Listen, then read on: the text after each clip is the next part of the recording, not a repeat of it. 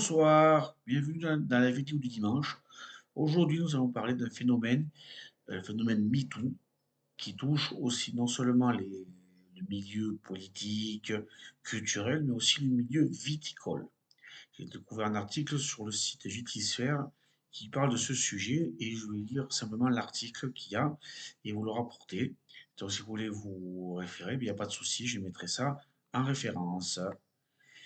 Alors, l'article de Vitisphère, c'est de Alexandre Abelan. Une condamnation ne changera rien aux prises de parole de Pétopina. Travaillant quotidiennement la défense des femmes victimes de violences sexistes et sexuelles dans la filière du vin, l'association Pétopinard ne veut pas être réduite à la chronique judiciaire de la plainte pour diffamation du vigneron de Sancerre, Sébastien Riffaut, dont l'appel sera jugé ce 27 juin. Le Point avec sa présidente Isabelle Perrault, vigneronne du Beaujolais et figure du mouvement MeToo en France. Elle faisait partie des 100 visages sur la photo du manifeste du Monde de ce 14 mai. Condamnée en juin 2023 à 29 000 euros de dommages et intérêts pour diffamation du vigneron Sébastien Riffaut en tant que présidente de l'association Pétopinard, dans quel état d'esprit attendez-vous de délibérer en appel du 27 juin? Alors, Isabelle Perrault, je fais confiance à mon avocate. En fait, cette histoire est importante, mais elle invisibilise tout le travail que fait l'association Paix Topinard tous les jours. Et c'est bien le but de ces procédures bâillons. Perdre du temps sur la forme et ne pas s'intéresser au fond du problème. De plus, personne ne comprend rien à la diffamation et les enjeux de celle-ci. Cette affaire, que je perde ou que je gagne, ne changera rien aux prises de parole et positions sur les sujets de discrimination et violence sexuelle de P. Tompinard. P. Tompinard ne se résume pas à cette affaire, même si elle est très grave. Et quoi qu'il arrive, nous continuons de travailler pour un monde du vin plus égalitaire. Évidemment, j'ai peur du verdict. Pas pour moi, mais pour toutes les victimes que ça incitera à se taire. Parce que cette affaire a déjà eu cet effet sur de nombreuses victimes. Quelles sont ces actions de P. Tompinard? Péton Pinard est au front chaque jour dans la sensibilisation, la prévention, l'écoute des victimes et la prise en charge. Péton Pinard intervient dans les lycées viticoles et sur la demande des étudiantes, etc.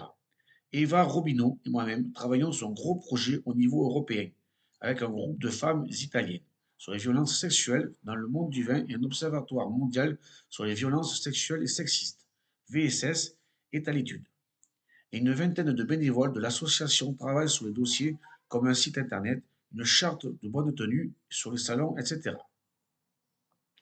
L'association est également très présente sur les réseaux sociaux, permettant de partager des récits glaçants des victimes de VSS. Est-ce que ces publications permettent une prise de conscience de la filière et une amélioration de la situation? Quand une victime confie son témoignage et souhaite qu'il soit publié, tous ne le sont pas, c'est une vraie démarche, difficile, une première prise de parole vers quelquefois un dépôt de plainte. Ça permet aux femmes du vin de se sentir moins seules. Les étudiantes dans la filière du vin, celles qui débutent, les salariés, les stagiaires, car ce sont elles qui nous font surtout des retours pour le moment, ça permet de mieux comprendre les mécanismes des violences sexistes et sexuelles et de déculpabiliser.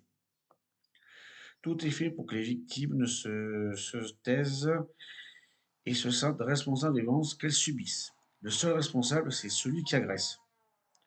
À aucun moment, l'alcool, une tenue vestimentaire ou une attitude ne doivent minimiser les faits.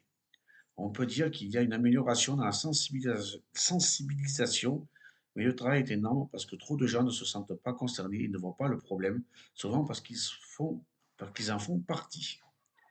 Les actions sont-elles en cours à la suite de ces partages et publications? Des plaintes sont déposées, mais ce n'est pas facile car les femmes ont peur pour leur vie professionnelle. De plus, elles sont souvent menacées d'être attaquées en dénonciation calomnieuse. Encore une procédure bâillon. Déposer plainte coûte très cher, c'est très lourd, psychologiquement et très long, plusieurs années. Dire à une femme d'aller déposer plainte, c'est un peu lui dire d'aller se faire classer sans suite, car 80%, 94% des plaintes pour viol le sont. Nous n'incitons pas les victimes à aller déposer plainte. Chaque fait comme elle le peut et comme elle le veut. Nous soutenons toutes leurs décisions, quelles qu'elles soient. Est-il possible d'en savoir plus sur le nombre de ces démarches et leur développement? Nous ne communiquons pas sur les plaintes en cours car nous mettons une priorité à protéger celles qui ont osé parler.